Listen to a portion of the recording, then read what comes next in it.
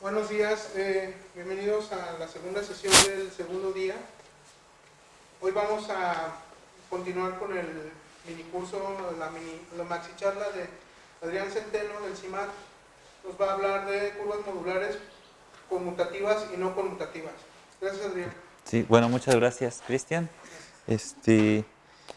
Bueno, pues hoy vamos a continuar con la otra parte del título de curvas modulares. Ayer vimos la versión conmutativa y hoy voy a hablar de una versión no conmutativa que es no tan clásica como la otra. Y bueno, solo para hacer un poquito de memoria, en la sesión pasada nos concentramos en la siguiente curva, que era la que podíamos construir de hacer cociente el semiplano superior con SL2Z. ¿Sí? De hecho, la describimos con bastante detalle. Encontramos, por ejemplo, un dominio fundamental de esta curva en el semiplano superior, que si recuerdan era un poquito como cuando encontramos un conjunto de representantes en aritmética, aquí un conjunto de representantes en el semiplano superior. ¿Sí? Entonces, un dominio fundamental para esta curva era este conjunto de aquí, donde aquí tenemos el menos 1, 1, 0, por aquí está el 0, y esto está a distancia menos, bueno, a distancia 1/2 del origen. ¿Sí? Y pues esto nos permitía tener como una idea geométrica en la cabeza de cómo era esta superficie, ¿no? Que vimos que era como una especie de quesadilla con un infinito aquí y dos puntos importantes aquí, ¿no? Este era omega y aquí teníamos ahí, ¿sí? De hecho, describimos versiones un poquito más general reemplazando SL2 por un grupo de congruencias y hacíamos un poquito de énfasis en que estudiar este tipo de curvas era importante en la sesión de ayer porque nos permitía decir cosas de formas modulares, que a su vez las formas modulares nos permitían decir cosas de aritmética. Pero en la charla de ayer de César me preguntaba que si había hablado de estos cocientes, de ese módulo lambda, donde lambda era una látiz.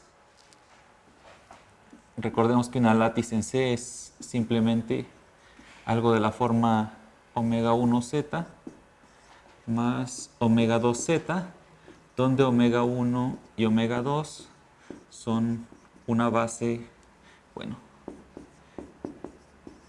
una R base de dos complejos. ¿Sí? Entonces, pues esto es el tipo de objetos que vemos en muchas charlas de geometría cuando ven toros, ¿no? El omega 1 y el omega 2 básicamente nos dan dos puntitos en el plano que nos permiten generar dominios fundamentales para construir toros. ¿Sí? Entonces, César ayer hacía el comentario atinado de si había hablado de esto, porque resulta que si uno quiere clasificar todos los toros que podemos construir con estas látices, pues uno puede hacer ciertos trucos, ciertos malabares ahí de cuentitas con complejos para ver que básicamente es suficiente considerar las siguientes látices para clasificar todos los toros que podemos construir de esta forma. Entonces, básicamente necesitamos estudiar látices de la forma lambda tau con la base 1, tau, con tau viviendo en el semiplano superior.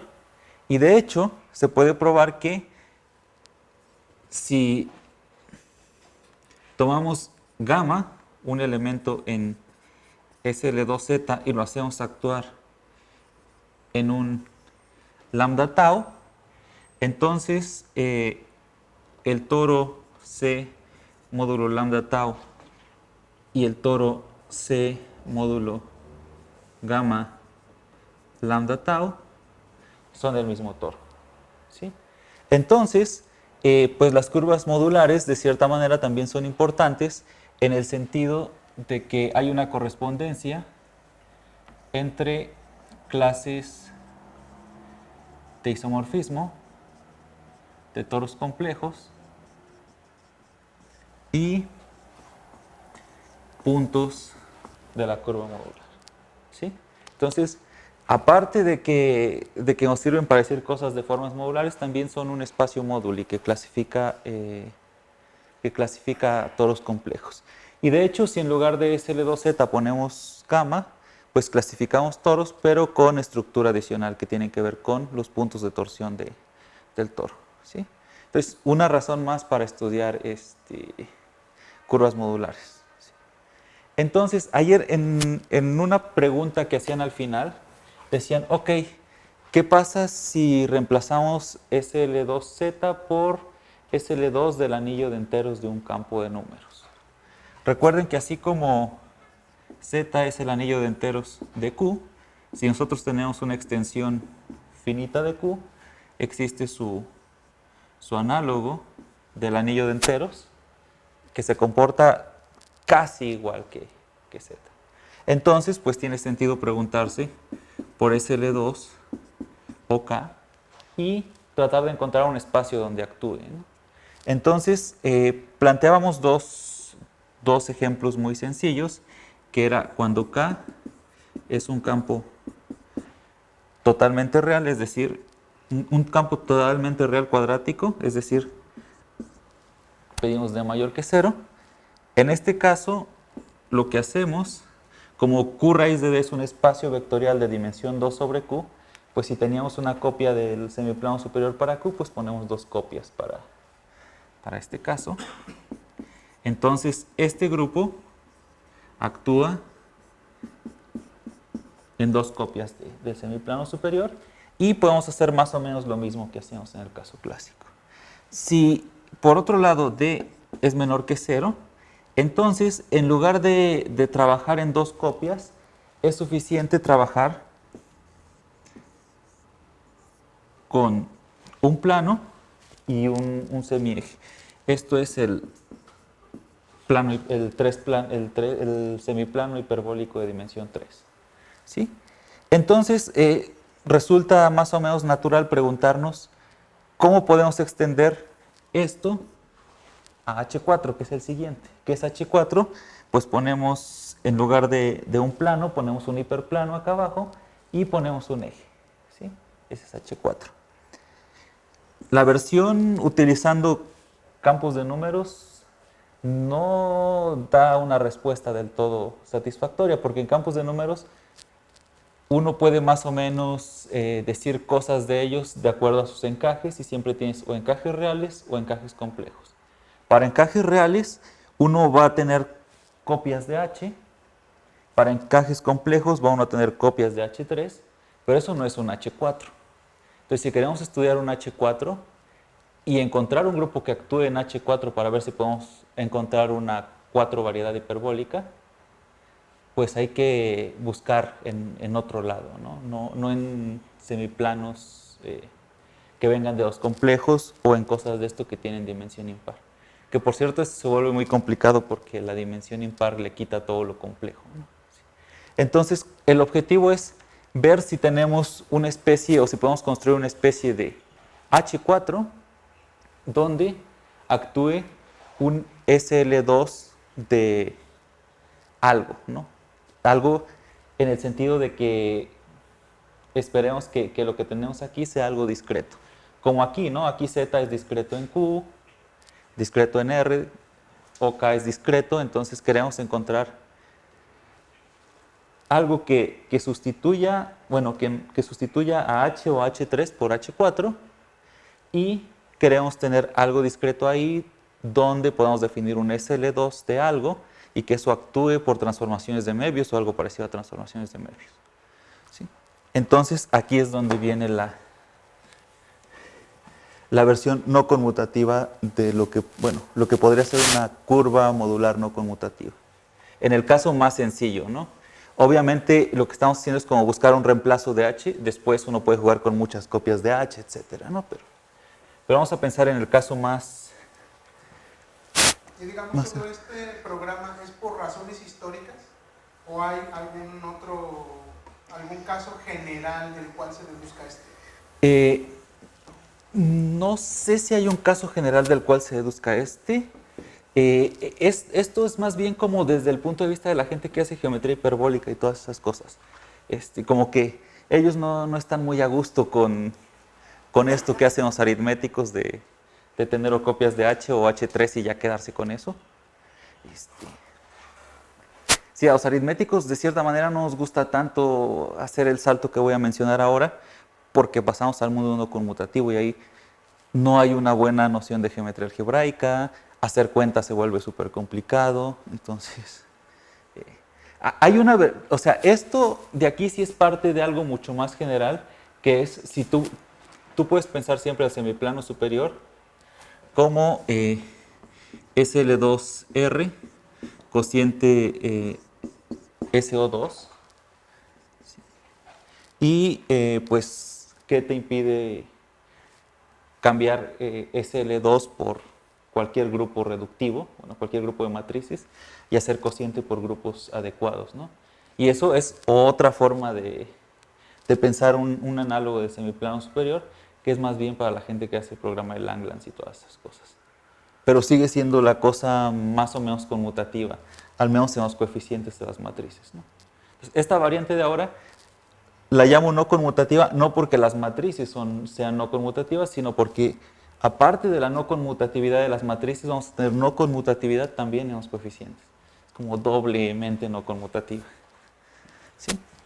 Entonces, pues para eso, si allá estamos trabajando con los complejos, pues lo más natural es trabajar con el siguiente cuate que se nos ocurre. Si de R a C lo que hicimos fue pegar I, pues para ir a algo más arriba, uno pega J y pega K. Pero pues tampoco es como pegar a lo loco, ¿no? O sea, no se vale pegar J y que eso te dé algo bonito, ¿no? Desafortunadamente, si pegas J, forzosamente tienes que pegar K, ¿sí? Y entonces a eso es a lo que le llamo, o a lo que le llamamos los cuaternios de Hamilton.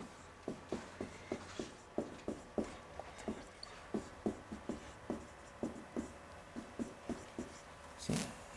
Y hago énfasis en cuaternios de Hamilton porque después, si hay tiempo, podemos mencionar álgebras de cuaternios en general, que generalizan mucho esta noción de cuaternios, y ya no es simplemente pensar en IJ como raíz de -1.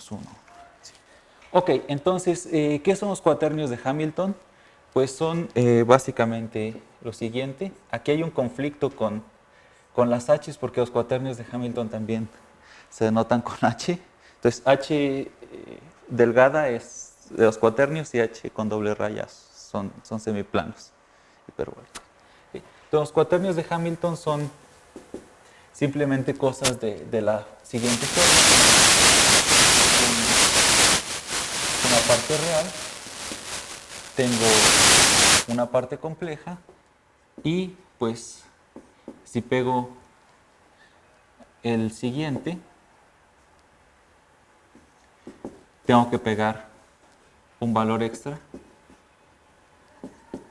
que es esto, y aquí todo t, x, y, z, pues son números reales. Entonces lo que hacíamos con los complejos, pero pegando extras.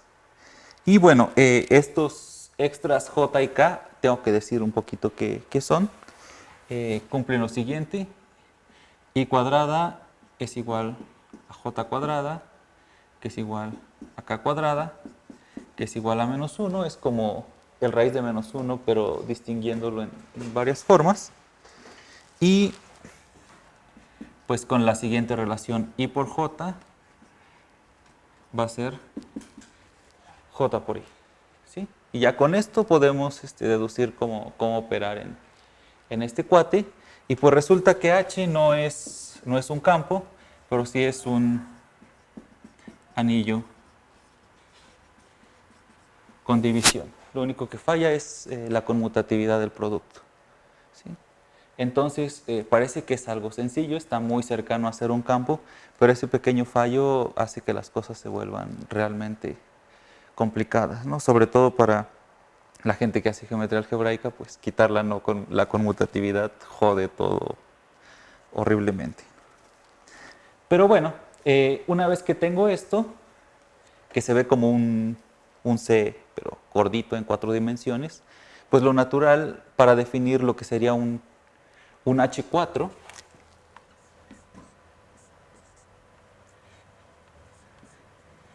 pues sería hacer lo que hacíamos con los complejos, ¿no? Dejamos libre una variable y la otra nada más nos quedamos con la mitad. El problema es el siguiente, en los complejos pues decimos la parte imaginaria mayor que 0 y la parte real la dejamos libre.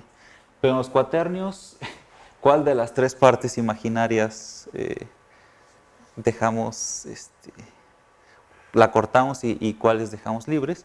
Y pues para no meternos en líos, como no sabemos con cuál irnos, pues mejor hacemos el corte en la parte real. ¿Sí? Entonces, H4 lo vamos a definir como los cuaternios con parte real mayor que 0. ¿Sí? Entonces, pues ya tenemos un espacio que se parece al semiplano superior o que se parece al H3 donde actúa SL2 de un campo cuadrático imaginario. Y pues ahora lo que nos hace falta es encontrar una especie de SL2 de algo que actúe bonito en este espacio. ¿Sí?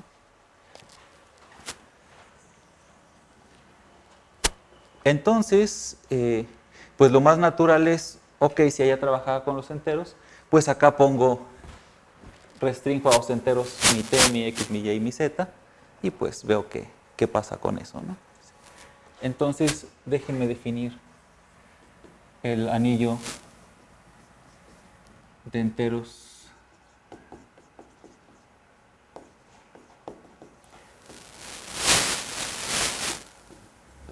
de Lipschitz, y pues van a ser simplemente pues esto, z más iz más jz más kz. ¿Sí? Esto es un anillo no conmutativo y pues puedo preguntarme qué significa de esta cosa. ¿Sí? Pero aquí hay un problema porque para definir SL2 necesitamos el determinante. ¿Sí? Y el determinante, si la cosa es conmutativa, pues no importa, multiplicamos A por D menos C por D o al revés y no pasa nada, ¿no? Pero acá hay problema a la hora de estar multiplicando elementos en las matrices porque la cuestión de conmutatividad causa ruido. De hecho, por ejemplo, si usamos el determinante clásico, quedan fuera cosas como la siguiente. Por ejemplo, la matriz I, J. Esta queda fuera usando la definición usual. ¿Sí? Si calculamos el determinante como uno lo calcula siempre, I por I es menos 1, luego J por J es menos 1, menos 1, menos 1, es 0. Y este tipo de matrices no me gustaría dejarlas fuera, porque cuando estoy trabajando en el caso clásico, las matrices de la forma A, B, BA, las dejo fuera solo si A es más menos B, ¿no? Pero si no, no las dejo fuera. Y acá como que I y J sí son bastante distintos, ¿no? Entonces, pues para hacer eso, para salvar esa parte, lo que uno utiliza es el determinante de Dieudonné,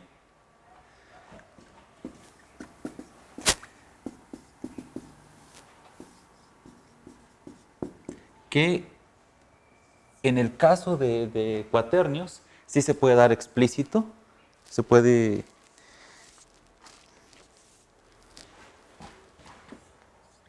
decir exactamente cómo se hacen las cuentas, así como a César que le gusta siempre que las cuentas sean explícitas y salgan. Sí, acá se pueden hacer las cuentas, se puede calcular el determinante de Dieudonné. En general no sé si haya fórmulas para un anillo no conmutativo, o sea, pero aquí es simplemente a cuadrada, t cuadrada, menos c cuadrada, b cuadrada, menos 2 veces la parte real de c por a conjugada, b, t conjugada. Aquí hay un par de cosas que debo explicar. ¿Qué significa la norma de un cuaternio? ¿Qué significa el conjugado de un cuaternio? El conjugado de un cuaternio es más o menos fácil. Lo único que hay que hacer es cambiar estos 3 signos por signos menos. Entonces, la norma de un cuaternio, Q, es simplemente multiplicar Q por su conjugado y calcular la parte real de un cuaternio, es como hacemos en los complejos, Q más Q conjugada sobre 2. ¿Sí? O lo que venía haciendo anteriormente, agarro este elemento y ya está, ¿no? ¿Sí? Ok, entonces el poner normas aquí me evita el problema de la conmutatividad. ¿Los complejos son una subálgebra? Los complejos son una subálgebra. Sí, si tú haces las cuentas para matrices reales o complejas, se puede ver que es el determinante de toda la vida, en el caso complejo. Bueno, haciendo cero y estos dos de aquí. ¿Sí? Ok, entonces, esto de poner las normas, a ver, aquí es más. Sí.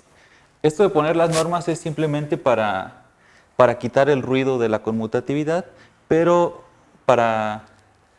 hay que pagar un precio y ese precio es este factor de corrección de acá. Y ahí sí importa el orden en que los escribís. Y aquí sí importa el orden en el que los escribes. Si de alguna manera, en algún punto, forzosamente tiene uno que tomar en cuenta el orden. ¿Sí? Pero con esta definición, el determinante de esta cosa sí ya es distinto de 0. De hecho es 2, si se hacen la cuenta.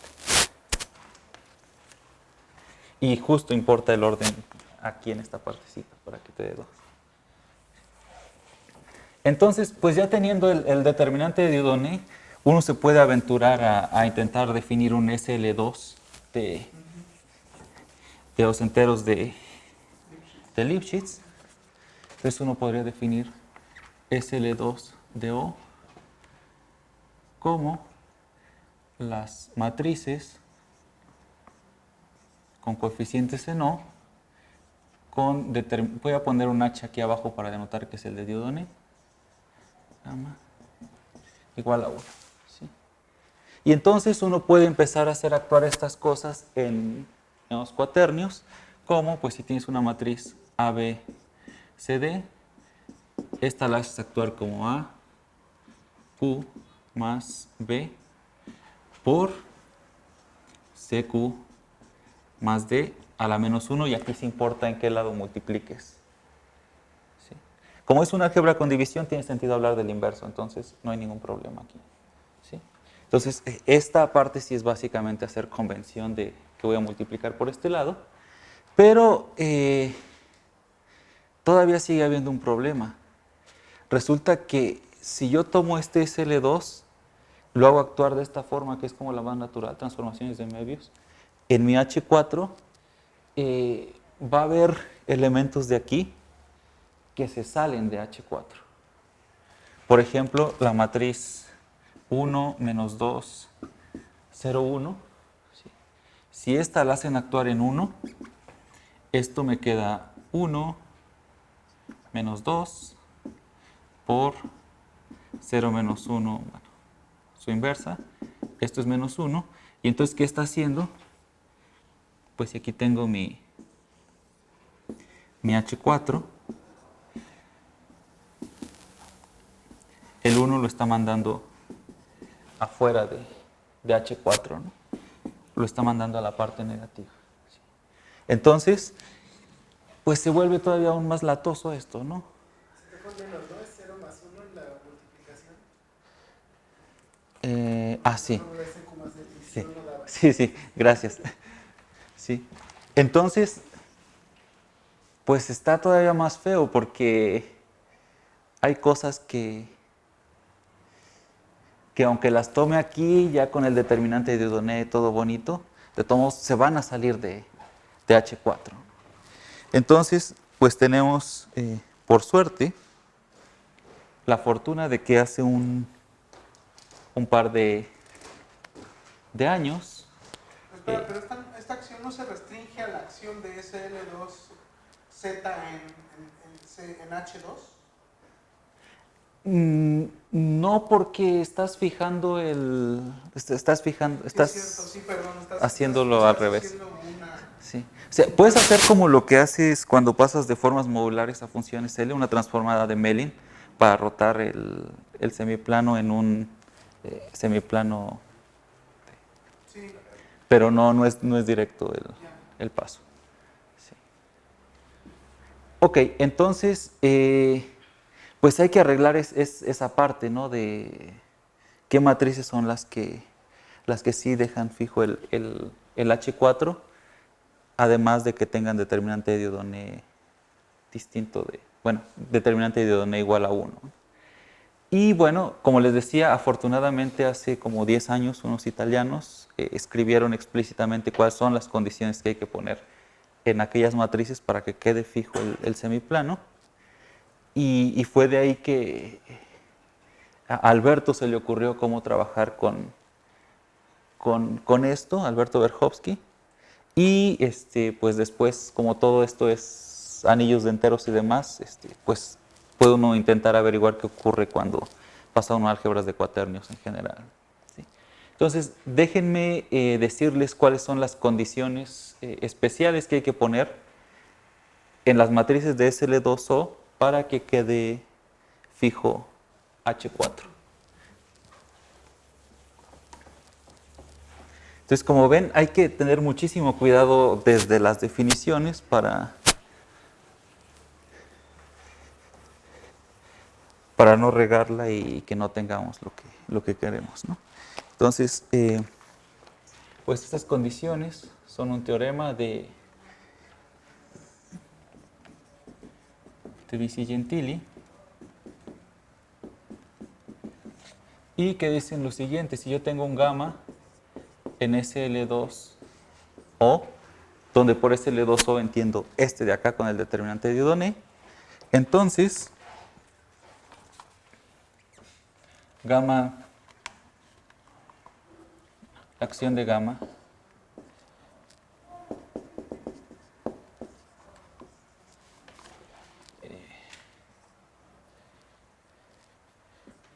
vamos a decirlo así, preserva H4 si ocurre lo siguiente: si escriben gamma como A, B, C, D, entonces va a preservar gamma si la parte real de A por la conjugada de C es 0, si la parte real de B por la conjugada de D es 0, y si además tenemos una especie de Besut que mencionamos ayer, pero con conjugadas. BC más T. A es igual a 1. Entonces, estas solo las enuncio. Pueden hacer el ejercicio en casa de ver que si le ponen estas 3 condiciones extra a estas matrices, esas sí van a dejar fijo a H4 y además son todas. ¿Sí? Entonces, ahora sí, si me permiten llamar gamma al conjunto de gamas en SL2O, tal que gamma satisface las condiciones de Vicigentili, entonces ahora sí, este gamma actúa bien en H4, y podemos definir finalmente una curva modular en este contexto, una curva modular cuaterniónica. Y los gamas que cumplen eso, sí, bueno, es como de un subgrupo o algo así. Sí, son un subgrupo de SL2O. De hecho, puedo decir quiénes son los generadores, y voy a decir quiénes son los generadores justo ahorita que querramos describir el dominio fundamental. Sí, pero en realidad lo único que causa ruido es que las traslaciones, ahora no puedo incluir todas las traslaciones. Las traslaciones reales pueden trasladarme algo acá abajo, pero el resto de las traslaciones en el eje Y, en el eje J y en el eje K funcionan igual. La inversión funciona igual y lo único es que como ahora tengo I, J, K que son unidades, esas me van a producir rotaciones en el espacio. ¿Sí? Pero más allá de eso no hay ningún problema. De hecho, desde aquí uno tiene que demostrar que esto es un grupo, ¿no? Porque tenemos un determinante distinto, entonces desde ahí hay que tener cuidado. ¿Y por qué hay que hacerlo? Porque sí puede uno definir SL2 del campo de cuaternios, bueno, del casi campo de cuaternios, pero hay formulitas para encontrar la matriz inversa, pero esas formulitas involucran el inverso de ciertos elementos. Cuando nos restringimos a elementos con coeficientes enteros, ya no puede uno ir a la ligera tomándose inversos de enteros, ¿no? Hay que tener también cuidado. Entonces, desde aquí hay que hacer cuentas, pero sí, esto es un grupo, eso es un subgrupo y se pueden dar explícitamente sus generadores. ¿Sí? De hecho, creo que igual y vale la pena dar sus generadores de una vez. Son, pues los que les decía, la inversión que es, la inversión que es la que ocurría en el caso clásico de SL2Z, las traslaciones que no son traslaciones en el eje real, es decir, 1, 0, 1 y 1J y 1K, y también hay que incluir estas matrices diagonales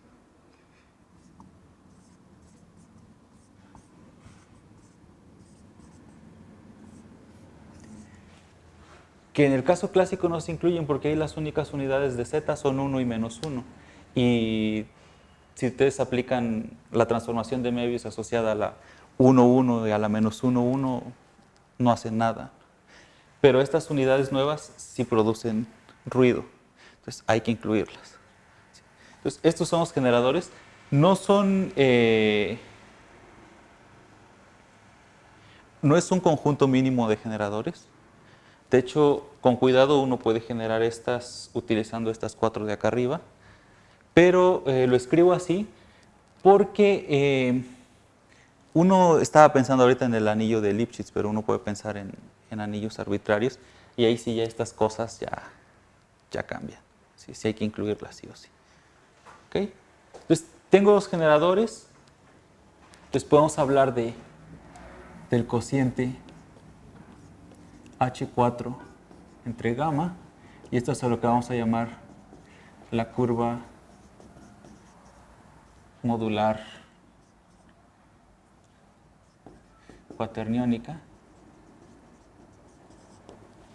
Digamos, ahí lo ves como espacio topológico. Aquí lo pienso como espacio topológico.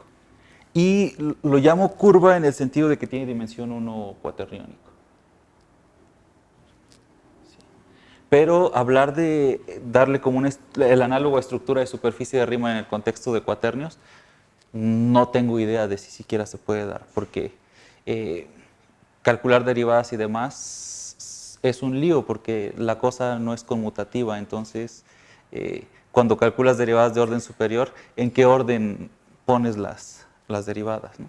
Entonces, aquí estoy pensando en algo como espacio topológico, y H4, y es curva porque tiene dimensión 1 cuaterniónica, o sea, dimensión 4 real. Pero hasta ahí. ¿Sí? Pero bueno, el primer punto que puede ser interesante de esto es que uno puede describir su dominio fundamental y resulta que ese dominio fundamental va a clasificar toros planos, así como la curva modular clasificaba toros complejos, esto clasifica toros planos. Ahorita que dijiste algo de las transformaciones de medios son precisamente el grupo de automorfismos de P1. Sí. ¿Aquí hay algo similar? Sí. Y precisamente eso es lo que te da lo de las curvas elípticas, el cross ratio de los 4 puntos de ramificación te dan. Sí, exacto. A nivel automorfismos, el PSL2 de los cuaternios completos, no solo con los enteros, funciona igual que funcionaba en el caso de variable compleja. Y pues hacerlo con muchas copias y no hay problema, ¿no? Creo que dice mi amigo que si podrías hablar un poquito más alto. Ah, ok.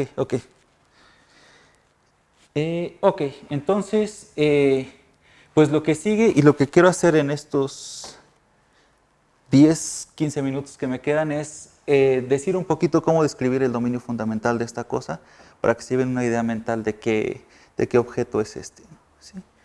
Entonces, en el caso clásico, lo que hacíamos era tomar la banda de ancho 1, que estaba delimitada por la recta menos 1/2 y la recta 1/2. Y esto lo hacíamos porque teníamos que SL2Z estaba generado por traslaciones, con eso podía cubrir todo esto, y además teníamos que incluir las inversiones. Entonces, ponemos aquí el círculo de radio 1 y esto de aquí era un dominio fundamental. ¿Okay? Entonces, en el caso cuaterniónico tenemos más o menos lo mismo. Tenemos traslaciones, pero ahora traslaciones en 3 direcciones. Tenemos inversiones. Estas inversiones ahora son con respecto de la 3 esfera, pero esta parte de acá arriba realmente no cambia mucho respecto a lo que estamos haciendo acá. ¿Sí? Entonces, el caso cuaterniónico, ¿qué sería?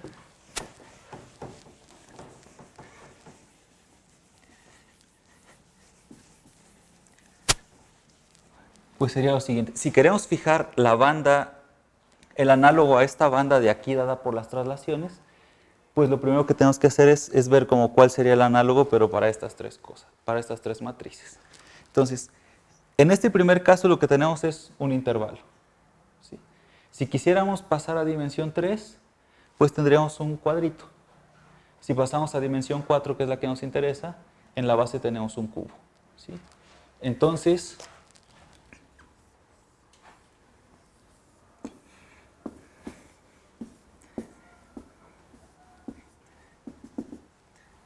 este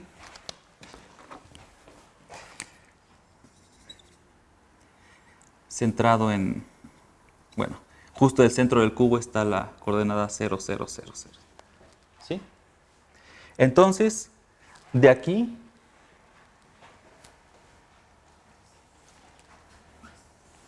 tomamos nuestra banda. Nuestra banda ahora va a ser agarrar el cubo y moverlo. ¿Sí? Sobre todo el semieje.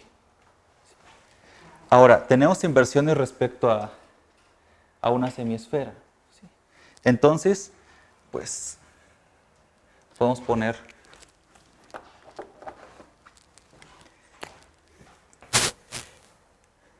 soy malísimo dibujando.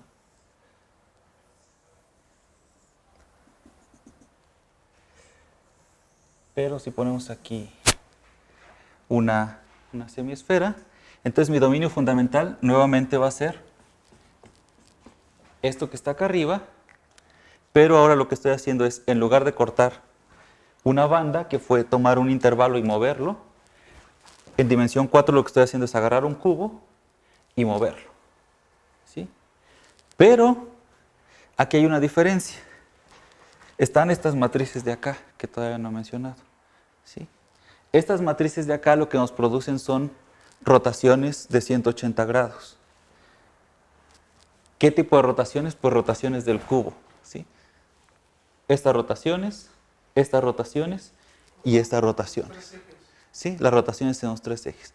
Básicamente lo que me dicen estas es cómo muevo un cubo de Rubik de 2×2, ¿no? ¿Sí? Entonces, pues además de todo lo que ya tenemos, si yo me quedo con este dominio fundamental está repitiendo muchos puntos, porque cada trocito de mi cubo de Rubik lo puedo llegar de un cuadrito al otro utilizando aquellas rotaciones, ¿sí? Entonces, el dominio fundamental, al final, pues se ve como 1/4 de este cubo llevado acá arriba, porque estamos en la semiesfera, o sea, como un cubito deformado y su conito hacia arriba. Entonces, básicamente lo que estoy diciendo es que se ve...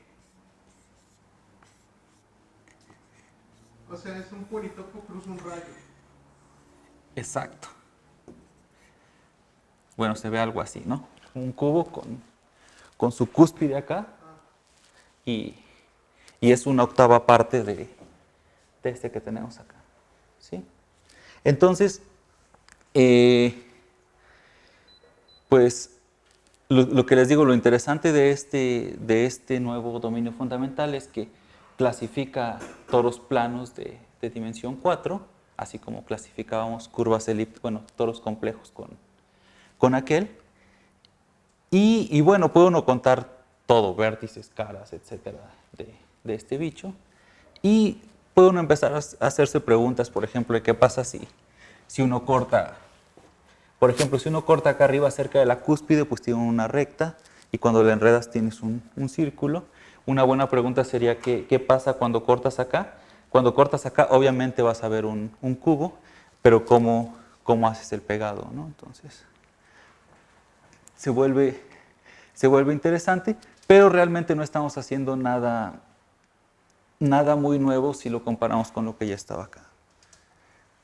El punto con el que quiero cerrar y por el cual uno podría decir que esto se puede volver un poquito más interesante es porque en lugar de trabajar con Z más IZ más JZ más KZ, uno puede trabajar con otros subgrupos, y esos otros subgrupos, para empezar, con Alberto demostramos hace poco que nos permiten, en lugar de tener solo cubos aquí, tener a todos los sólidos platónicos. O sea, podemos encontrar una álgebra de cuaternios que tenga su análogo de anillo de enteros, que te produzca cada sólido platónico aquí abajo y bueno, tu punto acá.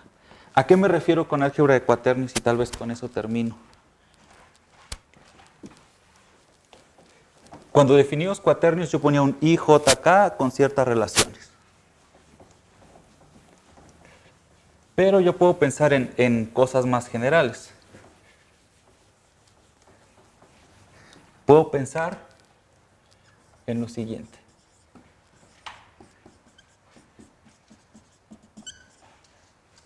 Fijo K un campo. Y entonces puedo definir el álgebra de cuaternios BK, que voy a denotar como A, B y K. Y lo que voy a hacer es pegar K más IK más JK más IJK, pero aquí I lo voy a definir como la raíz de A y B, bueno, más bien, sí, I como la raíz de A y J como la raíz de B, pidiendo además que I por J sea igual a menos J por I. ¿Ok? Entonces, ya no estoy pidiendo que I sea la raíz de menos 1 y J sea la raíz de menos 1. Estoy incluyendo cosas mucho más generales aquí. Y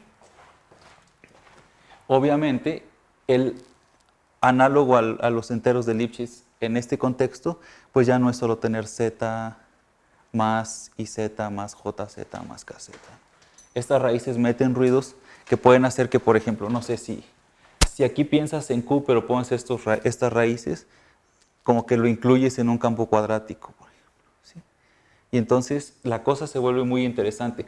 Desde encontrar el análogo a un anillo de enteros en las álgebras de cuaterniones, calcular sus unidades, porque de cierta manera acá I, J, K, que eran las unidades, son las que me daban el cubo. ¿Sí? Pero si uno calcula las unidades en un contexto más general, ahí es donde lo único que vamos a ver es que son grupos finitos que viven en SO3. Y entonces por eso surgen todos los platónicos, porque en SO3 tenemos todas las simetrías de dos sólidos platónicos. ¿Sí? Entonces, aquí hay mucho que hacer desde el punto de vista de clasificar objetos utilizando estas curvas modulares. Y también está la parte de intentar desarrollar una especie de formas modulares en este contexto, que estamos lejísimos de poder hacer algo así, porque ni siquiera sabemos derivar bien, pero... Y seguramente los cuaternios son muy viejos, entonces intentos seguramente ha habido. No sé, tratar de probar cosas sobre las cúspides, pero que sean aritméticas. Recuerden que cuando probamos que esta cosa tenía una cúspide, nada más lo que hacíamos era utilizar Besud, ¿sí? Básicamente, encontrar una matriz que tuviera determinante 1, pero probar que solo tiene una cúspide utilizando cosas aritméticas, pues aquí se vuelve complicado, porque en lugar de satisfacer AD menos BC, necesitamos ahora satisfacer lo que aparece dentro del determinante de Dieudonné. O sea, resolver una ecuación cuaterniónica más complicada. ¿Sí? Pero por otro lado, los cuaternios ciertamente desde sus inicios han servido para resolver cosas aritméticas. Por ejemplo, uno puede demostrar que todo entero se puede escribir como suma de 4 cuadrados utilizando cuaternios, cosas de ese estilo. Entonces, aparte de que pudiera servir para clasificar cosas, sí hay aplicaciones aritméticas de los cuaternios y no estamos haciendo como abstract nonsense a lo loco, solo como por capricho decir, pues lo pongo conmutativo y a ver qué sale, ¿no? ¿Sí? Digamos, algún caso, algún problema concreto que los guíe. La clasificación de todos los planos. O sea, en el trabajo de Alberto, con esta versión, clasifica todos los planos de dimensión 4. Pensamos que en general uno puede clasificar todos los planos de cualquier dimensión 4n si uno juega con álgebras de cuaternios con un campo adecuado. ¿Sí? Sí. O sea, digo, Alberto es una persona que hace geometría y hace sistemas dinámicos y demás, entonces la motivación es muy geométrica, pero pues bueno, entra en juego la aritmética como para potenciar eso de saltar de 4 variedades hiperbólicas a 4n variedades hiperbólicas. ¿Sí? Y bueno, son ejemplos de variedades hiperbólicas también que a los geómetras les gusta tener ejemplos siempre. ¿Sí? Sí. Tal vez solo como dato, si en lugar de H4 tenemos H8 y tenemos un campo cuadrático aquí, cuando uno corta en las cúspides, pueden encontrar algo análogo a las sol variedades de las 8 geometrías que clasifica Thurston. No, con H4, con H8. Me refiero tramposamente aquí a 2 copias de H4. Sí. Sí, pero justo puedes pensar en H8 y ver qué onda con los octonios, ¿no? El problema es que ahí pierdes asociatividad y se vuelve horrible. Pero en H8 es interesante porque el análogo al anillo de enteros en H8 es justo esta látiz que da el empaquetamiento óptimo de las esferas de Biasovska que le dieron la medalla Fields hace unos meses, ¿no? La látiz que usa en dimensión 8 para poner ahí esferitas en cada punto que cubren el mayor espacio posible en el plano, es justo tomar el análogo al anillo de enteros de los octonios. Sí.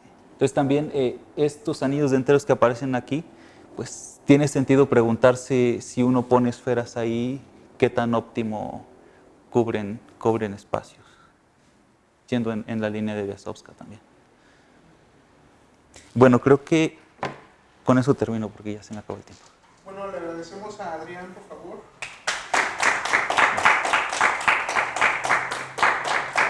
¿Tienes dudas?